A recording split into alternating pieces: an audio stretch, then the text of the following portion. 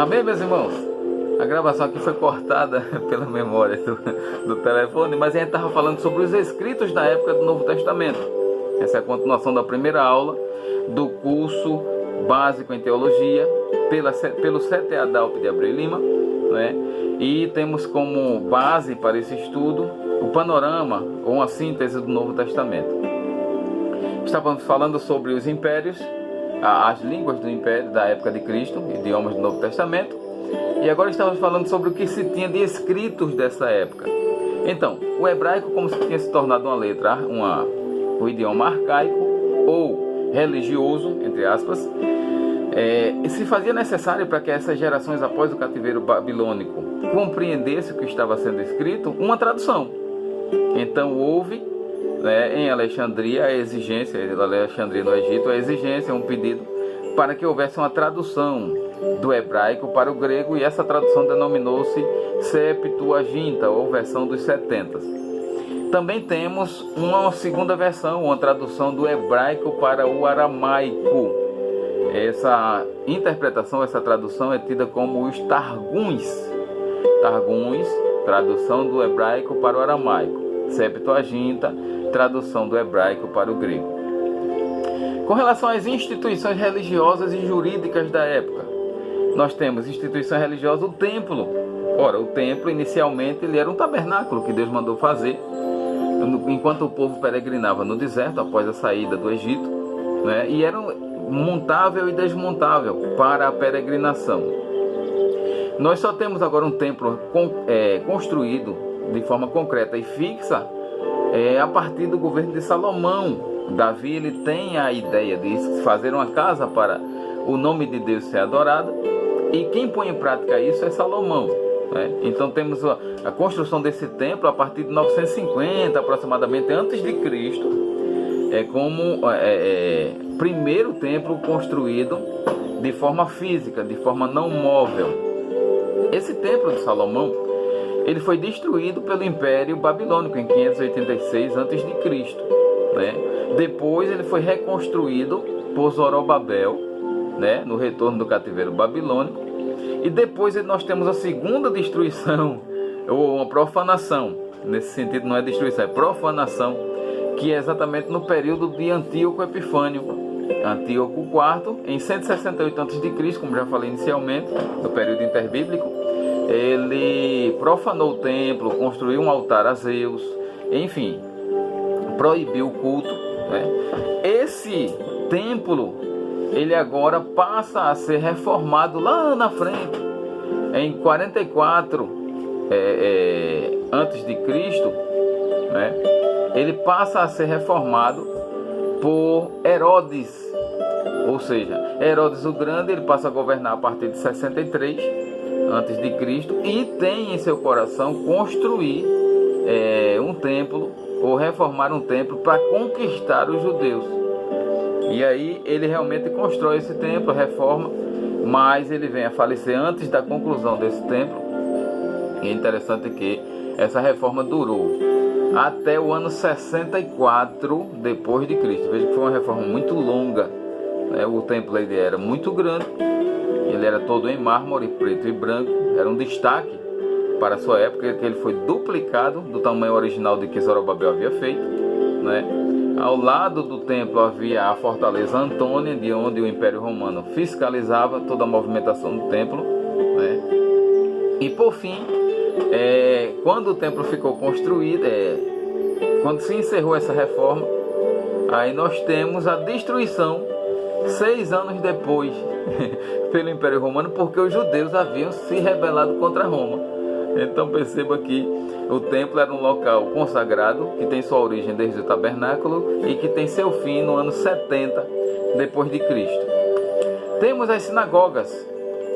Sinagogas, elas originam-se no cativeiro babilônico, ou seja, como o povo judeu ele tinha o dever de adorar voltado para Jerusalém, haviam sido privados desse privilégio com a destruição do templo. Passaram 70 anos no cativeiro babilônico. Eles agora acharam uma forma de se reunir para comentar, para divulgar, para ensinar a lei de Deus. Daí as sinagogas. No tempo de Cristo Em cada lugar onde ele passava haviam várias sinagogas. No tempo de Paulo, Paulo sempre procurou as principais sinagogas para trazer o ensino da palavra de Deus. E um detalhe enquanto que o templo ele era voltado mais para o sistema sacrificial, a sinagoga ele era voltada mais para o estudo da lei de Moisés.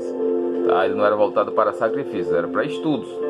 Né? E é interessante que qualquer um dos participantes podiam ser convidados ou para ler a palavra ou para explicar, ou as duas coisas, enfim. Era um local exclusivo para ensino.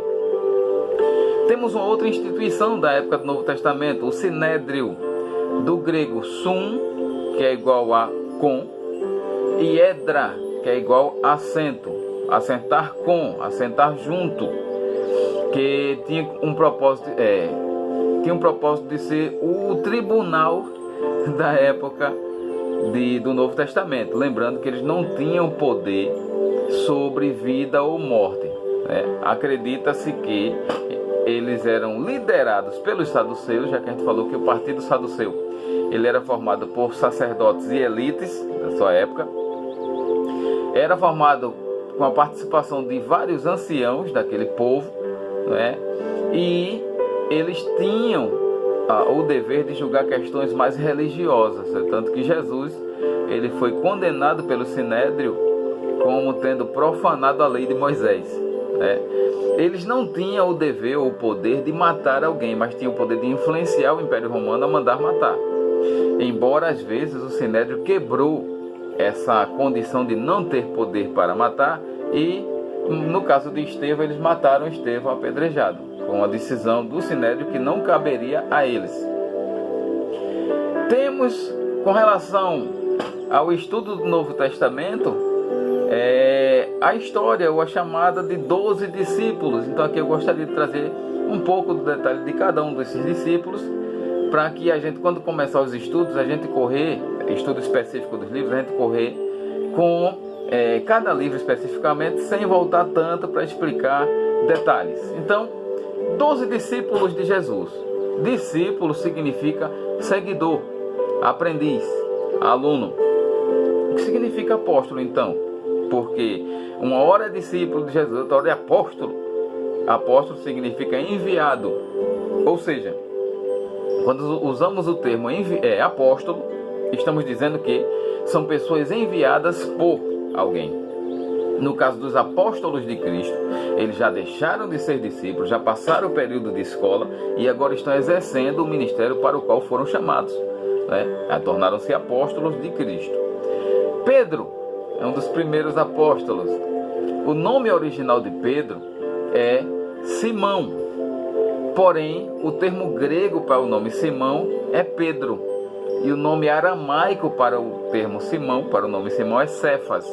Então, quando falamos Pedro, estamos falando do termo grego. Quando falamos Cefas, estamos falando do termo aramaico. Era natural de Betsaida, filho de João e irmão de André, né? Ele era casado, né? A Bíblia fala sobre a cura da sogra de Pedro, né?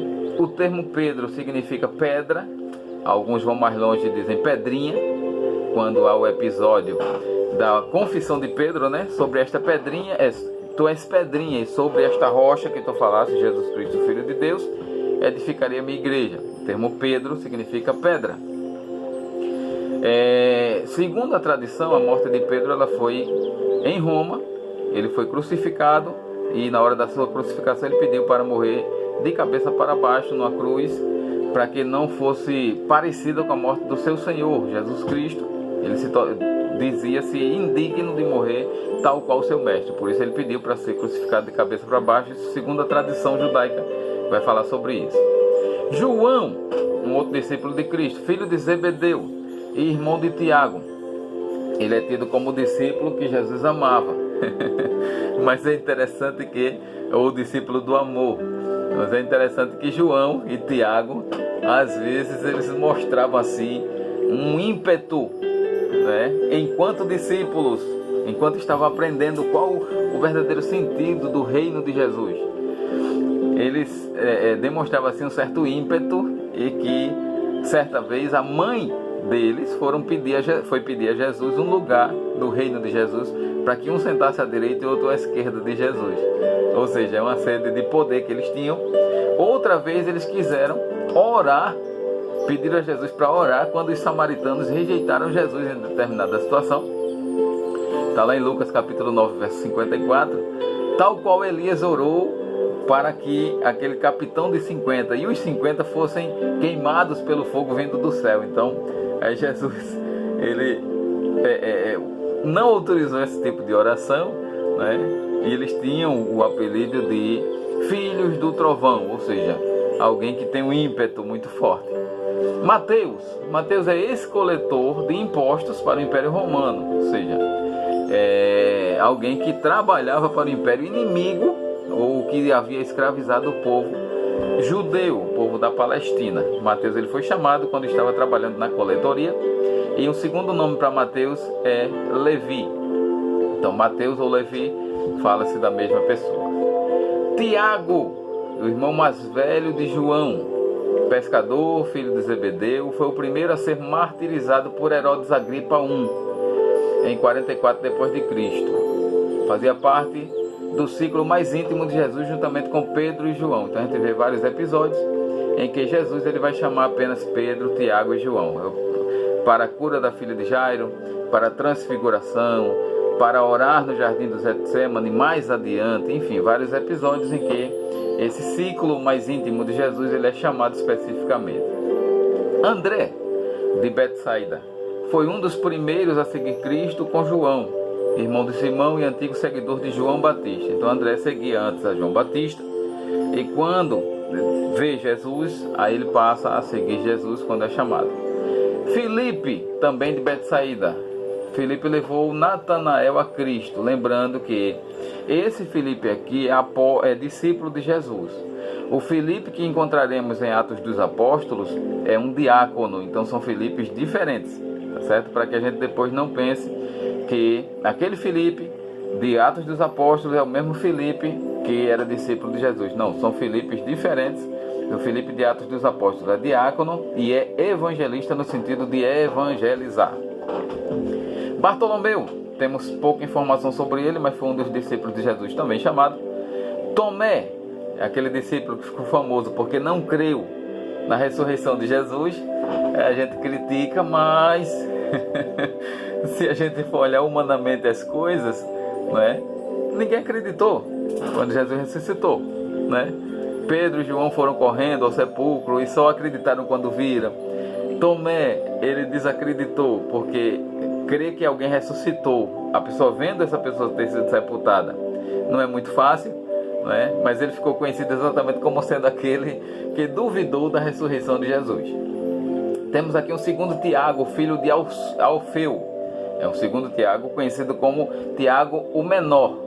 Ou seja, esse Tiago aqui, esse termo menor, alguns querem compreender como sendo entre o outro Tiago, né? E esse Tiago aqui, dos dois, ele seria o menor. Enfim, temos Tadeu ou Judas, trata-se da mesma pessoa, filho de Tiago, o menor. Temos Simão, Zelote ou Cananeu ou Aramaico. Zelote, esse termo para Simão, que não é Simão Pedro, é Simão Zelote. Pode ser atribuído tanto por ele ter pertencido ao grupo político Zelotes, ou pela própria atitude dele de defesa, de zelo com relação à nação judaica, né? E por fim, Judas Iscariotes, é o 12º discípulo de Jesus, que é o que traiu Jesus. Na realidade, Judas, ele era cobiçoso, a Bíblia vai dizer que ele era ladrão, ou seja, ele botava a mão nas ofertas, né? E o que Judas queria era ter recompensas materiais quando Cristo se tornasse o rei da nação de Israel. Como sabemos que o judeu ele esperou um Messias que fosse um líder político, um líder material para aquele povo. E Judas esperava isso nesse rei, né? No sentido de que queria ter cargo, queria se dar bem, queria sempre estar na frente e era ladrão. Mas ainda assim Jesus o tratou com todo o amor possível, né, com relação a esse caráter de Judas. Judas ficou frustrado após ter vendido Jesus, né, porque viu que o reino de Cristo já não era terreno, né, e sim espiritual, nos corações, o reino de Deus chegado ao mundo, e ficou tão frustrado que suicidou-se. Mas isso aí a gente vai estar estudando, comentando a partir do estudo específico de cada livro. Então, inicialmente, irmãos, o que temos a dizer é isso, uma aula introdutória aos livros do Novo Testamento, né? E que os irmãos possam meditar nesse sentido, guardar essas informações, para que quando a gente começar a comentar cada aula, cada livro, os irmãos tenham uma compreensão melhor desse contexto do Novo Testamento, o significado de cada livro, a época escrita, para quem foi escrito, para que a gente tenha mais luz no sentido de compreender a essência das coisas. Às vezes a gente se apega a uma frase isolada, e o perigo disso é você ou interpretar errado, ou até ensinar errado, ou até saber, né, do significado correto, mas querer forçar as escrituras para dar origem a um tipo de heresia. Então é bom que a gente estude a palavra de Deus sempre com muita simplicidade, com muito cuidado, sabendo que estamos debaixo da direção do Espírito Santo de Deus. Ele é quem realmente vai trabalhar na nossa mente e vai falar o que Deus realmente intenta dizer ao nosso coração. Amém? Gostaria de orar com vocês. Querido Pai, que estamos na sua presença, Senhor, lhe agradecendo por essa aula introdutória do Novo Testamento, e te louvamos, ó Deus, pela vida dos teus filhos que assistirão essa aula, que possam ser abençoados por ti, que possam ser alcançados, ó Deus, pela tua graça, pela tua misericórdia, o teu poder e a tua salvação. Nos ajuda em tudo, nos dá, Deus, a capacidade de assimilar bem esses assuntos, para que a gente possa crescer na graça e no conhecimento, sabendo que o crescimento espiritual é sempre para baixo, é sempre para ser mais humilde, ser mais manso de coração. Nos ajuda a ser úteis na tua obra, nos ajuda, Deus, a ter um compromisso com aquelas pessoas que precisam ouvir a tua palavra, que possam ouvir da forma correta, que possam ouvir seguindo o parâmetro do teu testamento, algo que não pode ser alterado. É essa bênção que te pedimos e te agradecemos em nome de Jesus. Receba a bênção, que a graça do nosso Senhor Jesus Cristo, que o amor de Deus, que a comunhão e as consolações do Divino Espírito Santo seja com o povo de Deus, hoje e para sempre. Amém.